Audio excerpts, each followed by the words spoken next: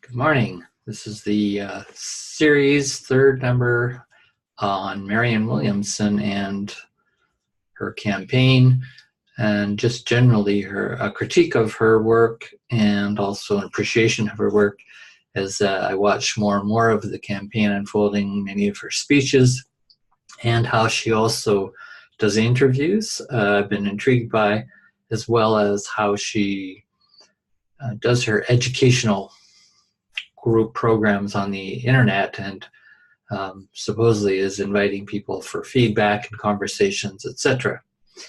And I'll get to all those in a moment. Focus of this talk will be on love and fear as a primary theme. And again, you can watch my other two videos I highly recommend on Marianne Williamson. You'll get more background of how I come to understand and see her work. I also just read her book on the politics of love, a handbook towards, the new revolution in America.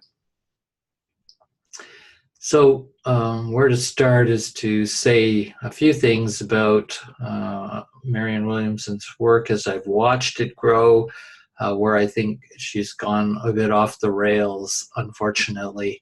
I was more optimistic that she could kind of really do a really great campaign in politics in how to talk to people about love and fear. But for various reasons, which I'll mention in the video to come here, that she really didn't conceptualize, I think, fully and educationally the way I would. So I'm coming as a fearologist to make my critique right now. And that's a specialty that I offered to her and her team very early, pretty much a couple of days after Marianne gave her speech.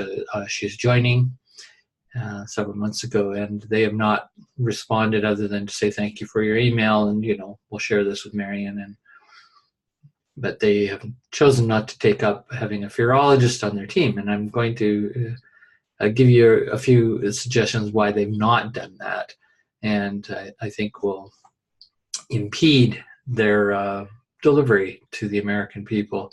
And to remember that I don't think that she is a leader just of the American people. And that's why I'm giving her so much time. I'm a Canadian. Yes, I am interested in the political sphere and entering politics, as I've said in several of my videos in the last little while on my channel. But she is a leader for all political thought of the day. In the equivalency, even to be so presumptuous of St. Augustine or a Niccolo Machiavelli back in the 16th century, and perhaps even some of the great leaders, Gandhi, etc.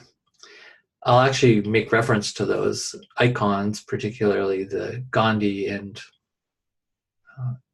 MLK Jr. and Nelson Mandela, etc., who she relies on because of her interest in a nonviolent world, bringing nonviolent action to change and transformative politics, which is her shtick.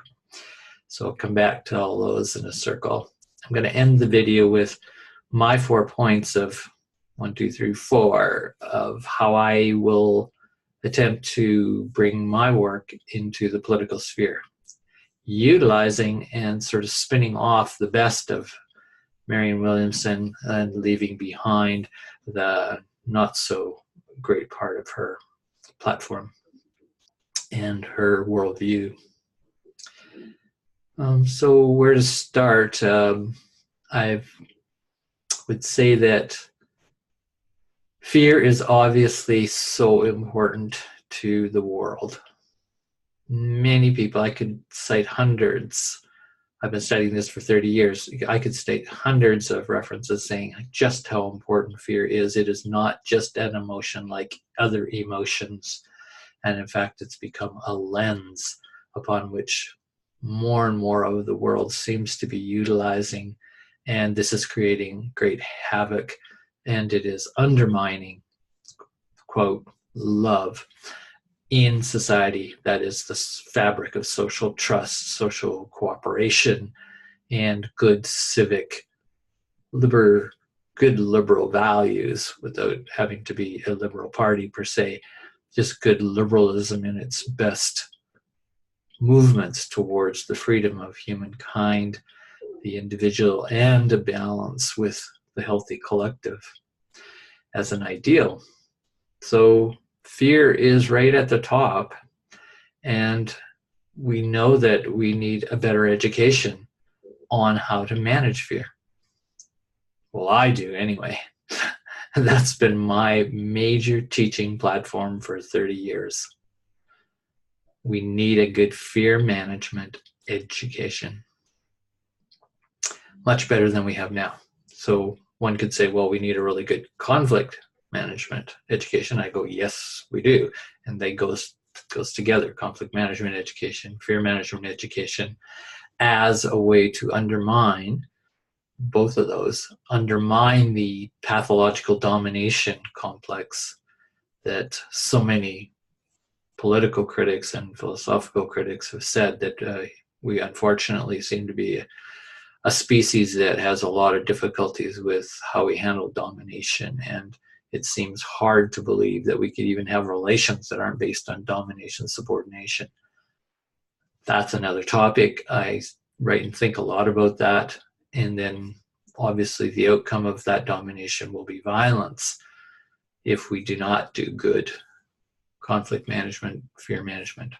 My focus is on fear because I think it's even more powerful than all the other aspects to what I just named in actually moving, shaping, controlling. So some have labeled me under the philosophy of fearism. I've put myself under that category, following other people's work and connecting with other people's work and developing that concept of fearism. What is that? You know, we know terrorism. What is fearism?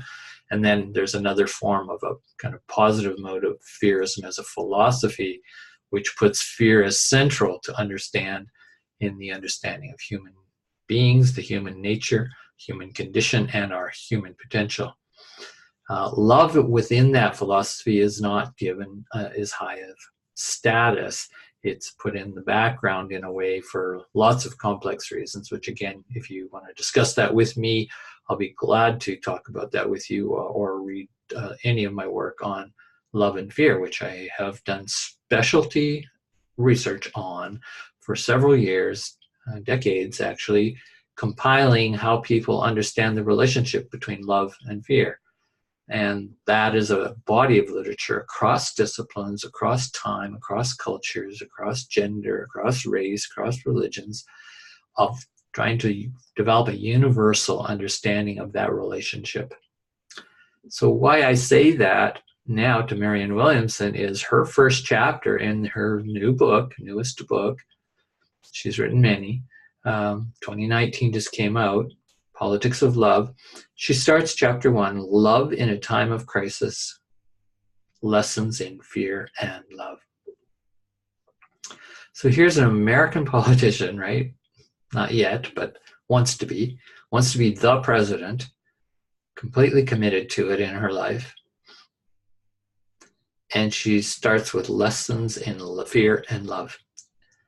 Just imagine if we now, and I wish she, and this is my critique of her work, I don't hear her say that we ought to have the same lessons in a curricular sense, in a pedagogical sense, as foundational in all our education from K all the way up to post-secondary, up to the highest levels of our institutions of education, which are the foundation of much of our socializing, including parent education and social education, civic education, right? That just imagine if she said that's where we should start, with lessons on fear and love, and that all becomes part of a curriculum for our entire transformation.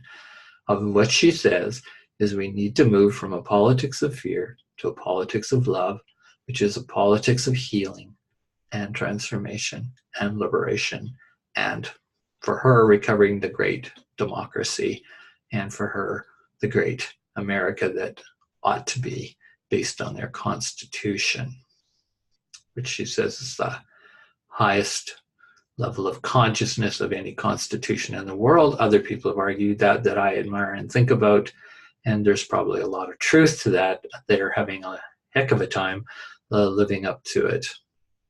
And I think one of the major reasons is because of the fear, not fear factor alone, but fear as a core central way of a world view.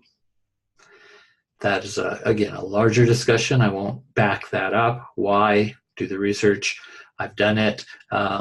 Many of my books and writing, you can look on why I think fear is the core of, unfortunately, what we'll just call the Western worldview at this point in time.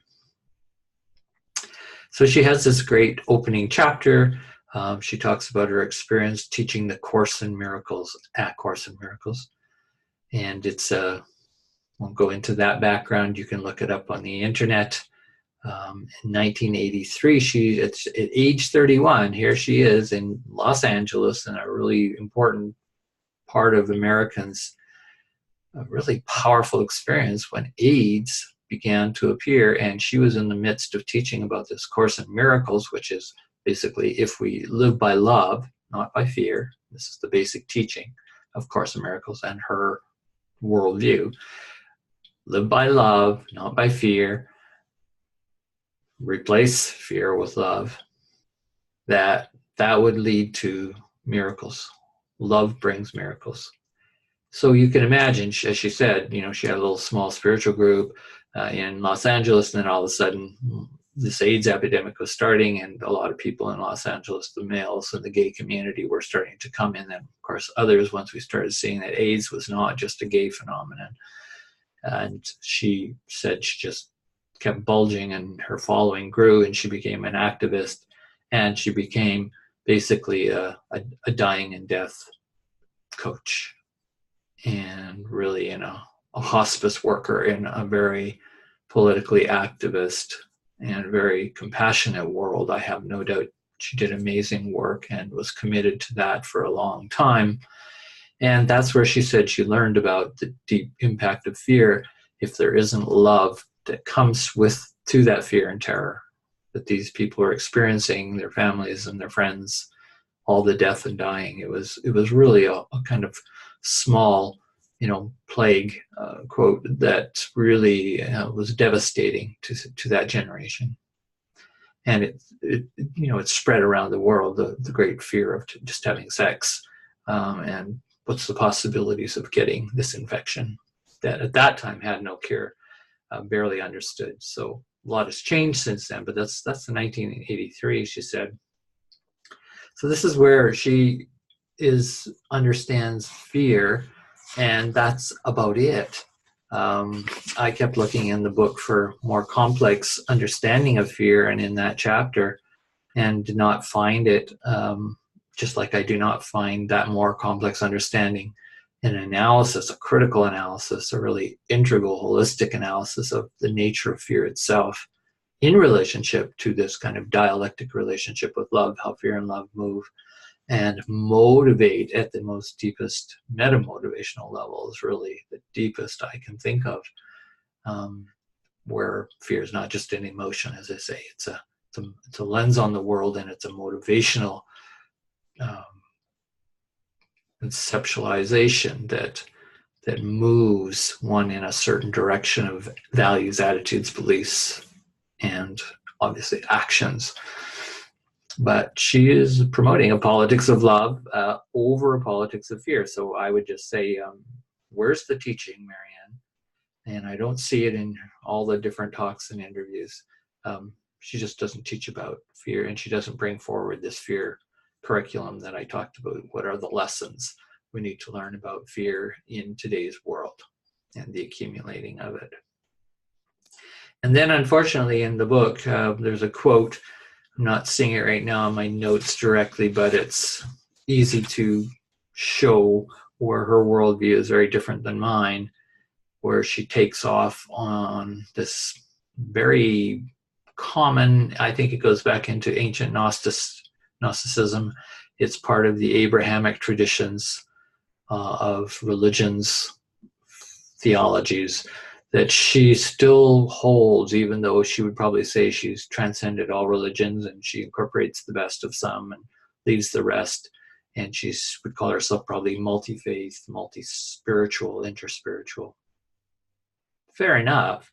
And that's great. And it shows to me how wise and how far above the rest of most leaders are in terms of leading a vision, a spiritual vision within the political sphere. Thank you, Marianne, for that work. However, again, she comes down to this fundamental quote in there that she basically says, love is the angel of our higher nature. Fear is the demon of our lower nature. End of quote. This is in her first 10 pages of her book. So what you're getting there is a very powerful worldview being expressed in that sentence, and that conviction that she has to that. And that, again, is traceable to the Course in Miracles. I don't know if A Course in Miracles says it quite that way, but you can find pretty much in most of the Abrahamic traditions that theology that would pretty much say that same thing. And I've read many examples of that. Again, the language might be slightly different, but it's that view.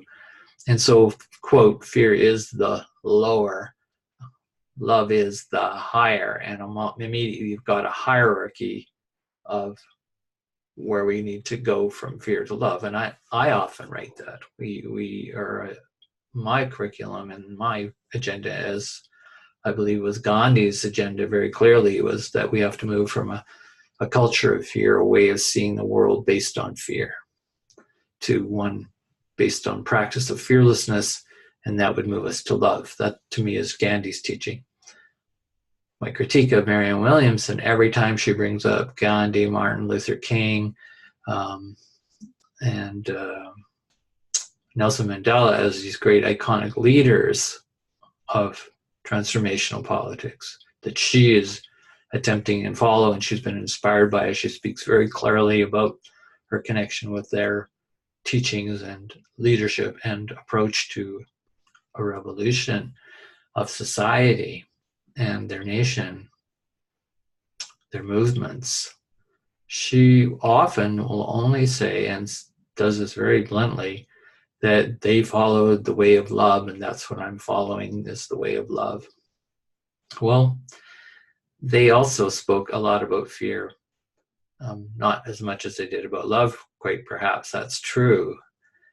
But Gandhi, who is really the source core for both MLK, Martin Luther King Jr., and for Nelson Mandela, Gandhi has most of his writing that I can tell is on fear and fearlessness.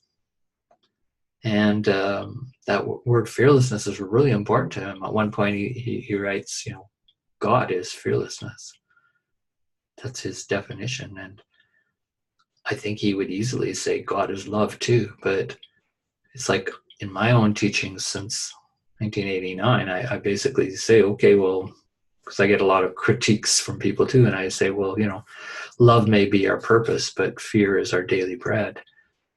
Fear is our daily work. Fear work is our daily practice. That's what we need to really work on. So yeah, there's a big missing link there to me in how she understands, and Marianne Williamson promotes her relationship with these lessons between love and fear. So when it comes down to real practice, right, in her work with AIDS and her practice and her compassion for children, which is so important in her campaign, and trying to build this better society of healing, she just sort of leaves that fear work out. And that's because of her worldview, and that fear is sort of down here, and what we need to do is move up here, and that will, supposedly everyone can come to that level of love unity. And I've critiqued that in not only her work, and I am critiquing it in another philosopher on philosophy of fear and love, Michael Anyeo's work, which is also really great work in the attention he's giving to fear, way more than Marianne Williamson. and he's a Nigerian philosopher that really, again, still underplays and makes fear only really a factor there, or this kind of lower, that kind of worldview, which is, again, he's a Christian theologian type philosopher. And so that's one particular way. I'm not saying that's wrong, and I'm not saying that won't work to both Michael Anier or to Marianne Williamson. I'm not saying it won't work. Obviously, we've had thousands of years of practicing that since Christianity began, and that got more and more institutionalized as the dictum, the doctrine of love. However, one can see that, as Oscar Pfister in the Critique of Christianity and Fear says that, again, basically I'm paraphrasing, he says, this is a book in 1948, marvelous critique, that and he's a minister, so he was also a psychoanalyst, that Christianity may be based and built on the great doctrine of love, but unfortunately its practices and its policies and its living experience is based on fear, and they don't handle fear very well. And that's why he wanted to bring this new psychoanalysis to Christian practice and education and curriculum. And I want to bring a fear analysis using the analogy to Pfister's work. That's Pfister, if you want to look up his name and work on Christianity and fear, and says basically Christendom has been controlled by fear, not by love. And that is certainly not the way Jesus wanted it. So a beautiful idea, love, a great conceptual frame, and unfortunately has to look at its other side, which is equally important. See, not higher and lower, equally important in a dialectic fear and love. And I talk about the path of fearlessness and the understanding of a fearlessness paradigm of practice and thinking and critique to get a much better fear management education. So I think that's the quick summary. That gives you a good sense of some of my critique, other than I'm just seeing, unfortunately, Marianne Williamson repeating herself incessantly, and even when she opens up in her small online education, talk to the people conversation, which is supposed to be kind of open, she leaves barely 5 minutes at the end of her hour and something of doing more of her preaching and doctrinal delivery. Somehow she thinks that just battering people over and over with the same ideas is going to, like a Coke ad, get people to come on to her side and buy her product and give her votes and funding so that she can actually be a serious player in the Democratic Party. Well, I don't think it's going to work. I wish her the best, but I don't think it will work, and I'm seeing it not working for just the way it is not an open conversation, actually. It's not a conversation with the people. I watch how she handles those questions when they come on those small sections. She's really good in handling, the town hall situation, but that's different. I'm talking when she's actually got a lot of time. She's not got the pressure of being on camera or on a program. She actually's just sitting in front of her computer like I am right now, and she could really open the conversation to actually have some nuance. That's great. But she takes up, in an hour delivery, she takes up 55 minutes of just propounding her same, very repetitive, and it's all in her book. Actually, you can read, she's just repeating a lot of things that she's written in her book that she obviously wrote before this campaign. All, again, some good stuff. You really can't, I can't take it down. I think it's great to bring into politics, but the actual teaching is not that great, and she's quite impatient actually in those question periods when she has that 5 minutes. I've seen it repetitively, and I think people pick that up. They pick it up a mile away of her openness for conversation, and her preacher unfortunately just wants to dominate. I don't think I could probably have a conversation with her for that very reason. I've seen her just in some ways, she's got this life coach, rah, rah, rah, and let's get excited and I'll just push it down your throat, basically. Yeah, she does it compassionately, and you'll get it. You'll get it eventually. You'll get this truth that love is, the angel of our higher nature, and fear is the lower. And you'll get that. And when you really make that, you can hear it. That's really her ideology. So her worldview has become so ideologically, so rigid and so repetitive.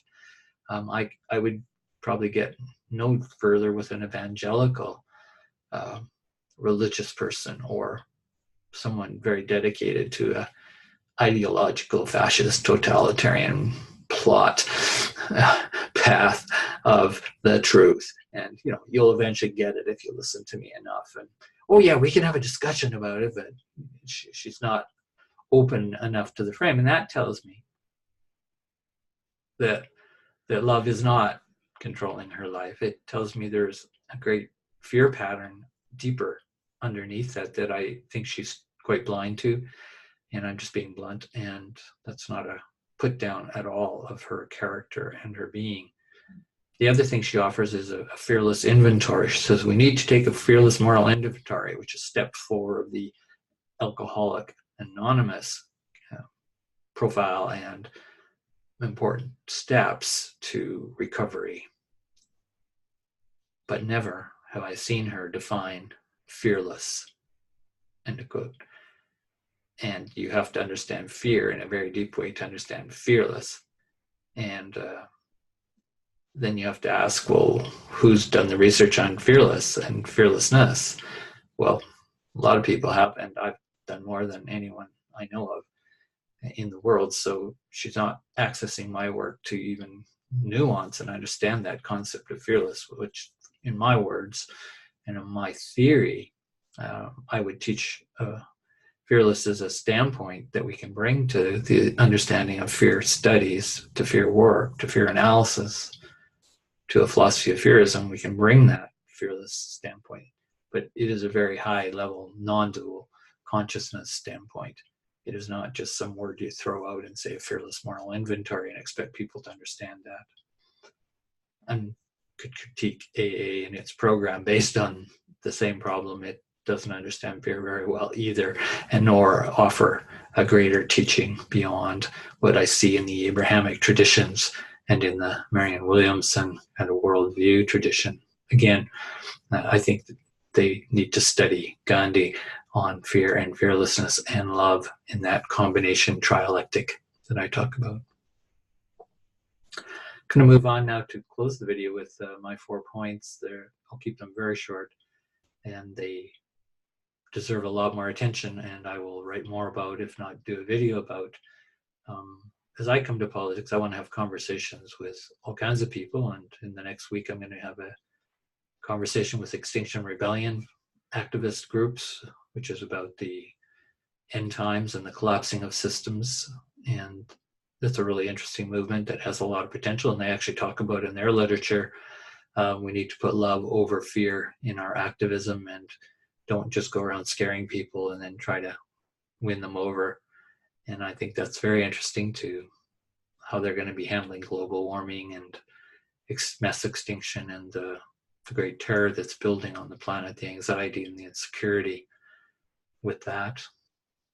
So my first, and then I'm going to be talking about the New Democratic Party in Alberta. So I'll bring my work and consulting practice to asking this New Democratic Party how it can not just win an election in the next election in Alberta, because they just got defeated after their 4-year stint, and they're a party that I think would have a lot of potential to grow here and mature. And so how do I have a conversation with them, which I want to, and understanding really, as you'll see in these 4 points, where I want to have the conversation with these both activists, independent group, and say a regular political party, government. I start with the idea of transformation politics, and I'm inspired by Marianne Williamson and again many of the icons that she speaks about, of the kind of politics of leadership and citizenship that we need to cultivate, which is one that is transformative, that is about big change, that is about deep change, and just really getting beyond the surfaces of just tweaking systems. So if a politician or an activist only wants to tweak the way they approach things, or Marianne Williamson only wants to tweak the way she is conceptualizing this new politics, then we probably don't have a very far to go in our conversation together with me, a fearologist and an educator and many other things.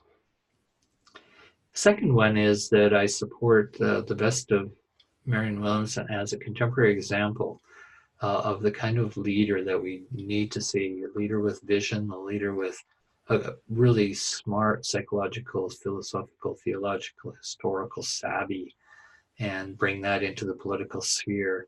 And not just you have to be a crafted politician, but I'm interested in the politics of great leaders, of the great citizen coming forward to lead. And so is Marianne Williamson. Thank you very much again for her work in modeling what that can look like. And yes, it is how to move from a fear-based politics to one that is non-fear-based, and that we have to nuance that developmentally with both all us as leaders and of this idea and the people that we're talking to in the society, the citizens. Not everyone can jump on that transformation and jump from a politics or a fear-based place to a love-based politics or place in their life and change that lens. It doesn't happen that easy. It will happen for very rare few that can actually make that change. It may have happened that way for Marianne Williamson, and maybe it happened that way for me for a few people, but it is not developmentally or educationally smart to think all people can just come up and make the shift to the paradigm, make that shift to that worldview from fear-based to, quote, love-based.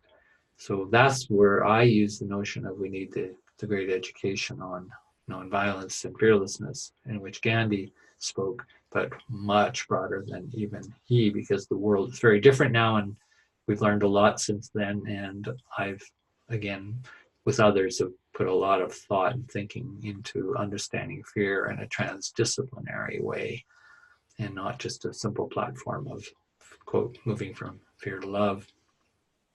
My third contribution of further discussion will be that means we cannot ignore the importance of fear as, again, not just an emotion, but as an entire lens and a worldview, as a meta-motivator, equally important and powerful as love.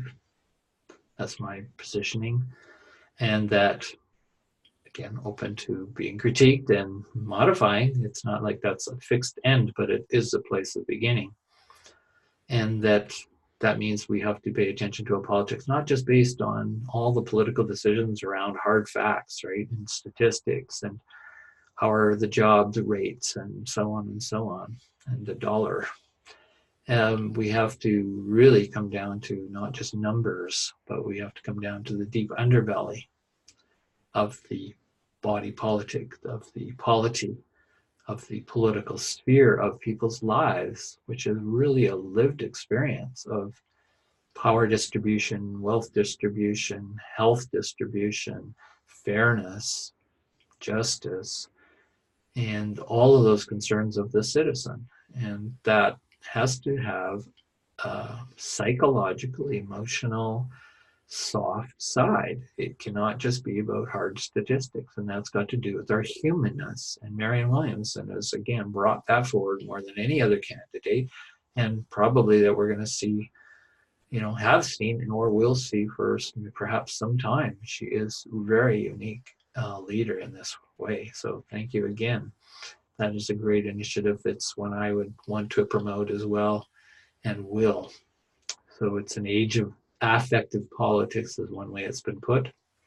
We can't afford to think people are all rational, including the leaders, and we may want to be and think we are and try hard, but we are human beings, very powerfully motivated by affective side, the feeling side, the emotional side of life. and take that right down to our children. That's how they are also powerfully impacted and motivated and express their humanness and both the good sides and the shadow sides of our species behaviors and ways of understanding the world and relating to others, etc. That's the big challenge, right? To bring affective intelligence, some people call emotional intelligence. I want to go way beyond that to a defense intelligence, is where I locate my study and understanding of fear. Larger topic, defense intelligence as it's evolving and where we can take it to its highest levels as individuals and as societies. And the political tool, the political world can be a great offering for that. And we need to be better educated to do that. And then the last one is obviously very simple, is make our fear management education fundamental lesson, the fundamental chapter 1 of our lives, all the way through all the chapters of our book, our lives as individuals and our society's life and our civilization, if you will. So again, that's pretty much my mission. That's my final video I'll probably do on Marianne Williamson. And I look forward to comments on this video and look forward to changes in the world and transformations in the world based upon where all that's going. Thank you very much. Talk to you again.